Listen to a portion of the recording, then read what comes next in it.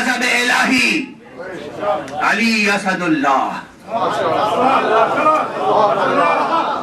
ہاں یہاں ٹھہر کر ایک بات کہہ دوں، مجھے یاد آ گئی، میں خود کہتا رہا ہوں پہلے، اور ایک آدھ مرتبہ کسی نے پوچھا بھی، سوال بھی کیا، بلکہ اعتراض بھی کیا، اور میں نے جواب دے دیا۔ اب وہ اس وقت وہ جواب دے دوں کیونکہ میں نے خود اسد اللہ کہا۔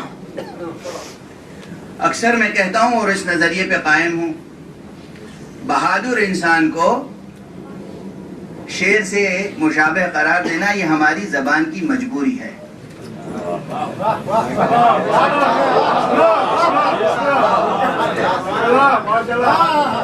بہادر انسان کو شیر کہنا یہ مجبوری ہے۔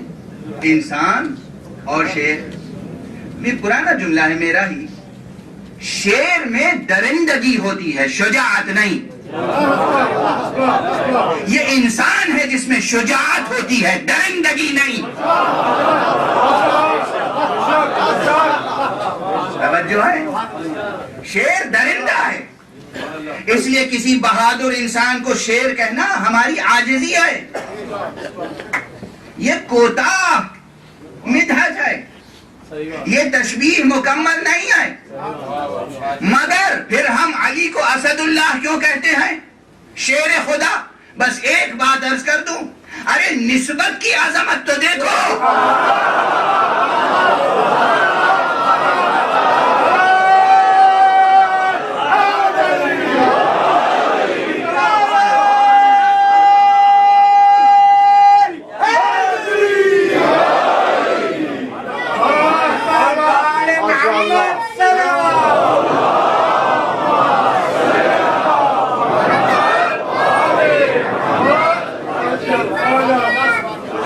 شیر نہیں کہہ رہے ہیں، اللہ کا شیر کہہ رہے ہیں۔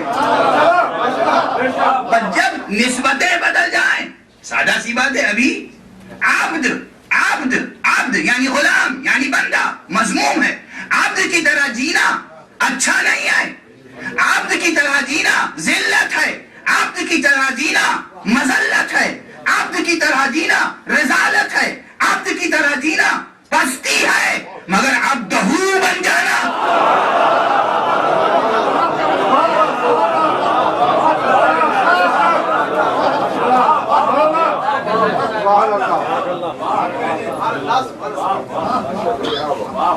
توجہ ہے نا؟ غلامانہ زندگی بسر کرنی چاہیے، حاشا وکلا، غلامانہ ذہنیت نہیں ہونی چاہیے، مگر اس کے بندے بن جانا، اس سے بڑا کوئی اعزاز نہیں۔